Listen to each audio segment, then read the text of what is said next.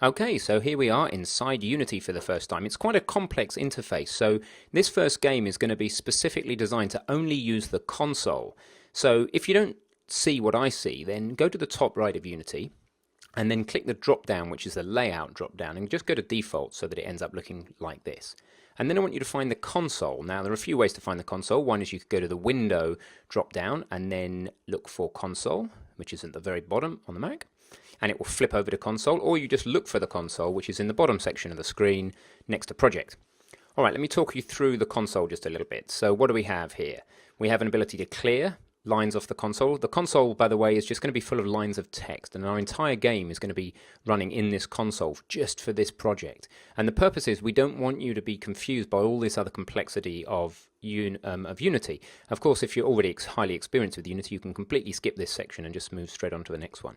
But for a beginner, I really strongly suggest you start here because we're also covering programming basics, a lot of really, really important programming fundamentals in this section.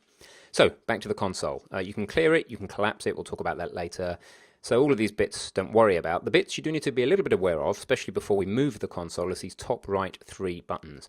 This one turns on and off logs to the console, which we'll be making. This one turns on and off errors, warnings rather, the middle one, warning triangles. And then the final one, the stop sign, is for errors you turn on and off. They're turned on when they're depressed in and slightly lighter. Okay, so a bit of a gotcha in case you've accidentally clicked that off, be careful. All right, that's that. So what I want you to do is to move the console. We'll be looking at moving windows around in a more advanced way later, but I want you to move the console over to the right-hand side like this. All right, so just grab hold of it and drag it to the right-hand side. What that's going to mean is we can then put monodevelop right over the rest of all this stuff so that we're just dealing with the console and monodevelop itself. You can grab the divider between the scene or the game and the console on the right here just and drag if you want, and you can adjust things, but you just need a bit of console on the right-hand side.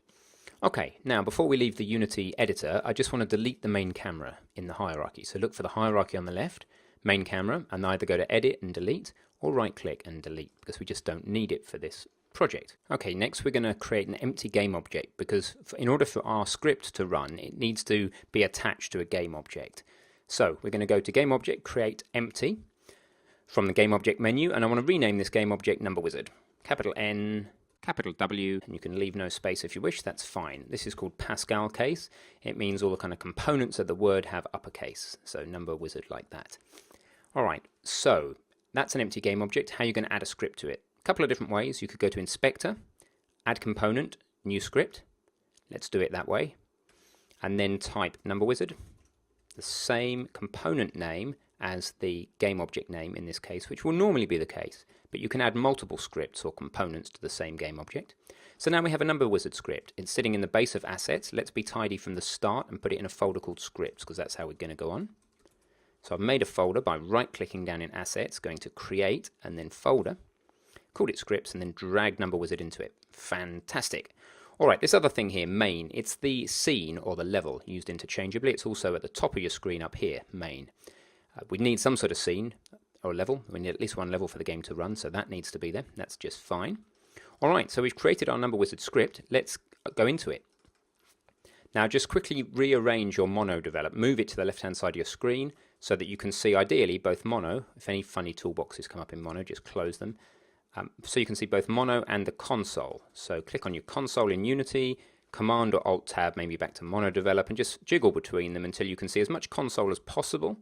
You might have a much bigger screen resolution than me. I'm actually on a really big monitor here, but I've got the screen resolution really low for you guys so you can see all the text really clearly.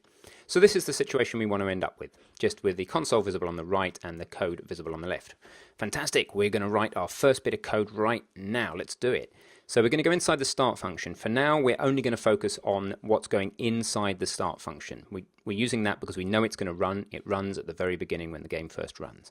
Don't worry about any of the rest of the stuff out here. We're going to keep our context where the cursor is for now. Later on, we will zoom out and zoom out and zoom out until you understand absolutely everything that is on this screen. But for now, let's focus here. Cool. So we're going to use a statement called print. Old as the houses. Print, welcome to Number Wizard. Let me just do that. And you can do the same. Print, welcome to Number Wizard. Now, look at there's some syntax, there's some language here, and the computer's super fussy about how we type this. So this is a string inside print. It's a string because it's in quotes. Okay, that'll come clearer in a moment. And then the brackets indicate that print requires some parameters. It requires some input. So print is a function or a method that requires something inside its brackets. And what that requires is a string. And then on the end of every single line in C#, we need a semicolon. Without a semicolon, it doesn't know the line has ended. It just ignores white space. All right, let's stop chatting and get on with seeing what this does. Now, it's not saved yet. You know it's not saved for two reasons. One, the circle up here is a circle. When I save, watch what happens to the circle. It turns to a cross. Now you would be closing the tab. Previously it was telling you could close me, but I'm not saved yet. All right, the other way you can tell is if I make another change, you get a star on the end of the file name there. All right, there being at the very top of the screen next to where it says numberwizard.cs. All right, great. So make sure your script is saved. Go back to Unity and run it. Now, what you should be seeing over here is welcome to NumberWizard and then a load of other bump. Under every line you're going to get bump, which is telling you where this log has come from. It's come from Unity Engine MonoBehavior. Again, if you can still see it on your screen, make sure this little bubble is turned on, the bubble that enables logs. If you don't, you won't see anything. All right. If you have a 1 but you can't see anything, it's because that's turned off. Okay, so that is that. We have printed welcome to NumberWizard. Fantastic. Okay, so I've got a challenge for you now, which is I want you to print another line without my help. And this is your first mini challenge. During a mini challenge, I'm going to tell you what result I want, and then I want you to do it, pause the video so that you can make your own mistakes, do your own learning, and then unpause the video when it's time to check your answer against what I've done. So here we go. I want you to just put another print statement immediately underneath that says, pick a number in your head, but don't tell me. All right, simple as that. Really easy challenge for the first video. Go for it. Pause the video now. Okay, welcome back. So this is how I did it. I just going print, pick a number in your head, but don't tell me. Okay, and then close the bracket and a semicolon on the end of every line. Congratulations, super simple video, but you're into scripting. Make sure it works by saving, going to Unity and running. Now, if it was already running, you're going to need to stop it running and click play again. There you go. Now you get your 2 logs. Welcome to NumberWizard. Pick a number, but don't tell me. Fantastic. Well done. See you in the next video.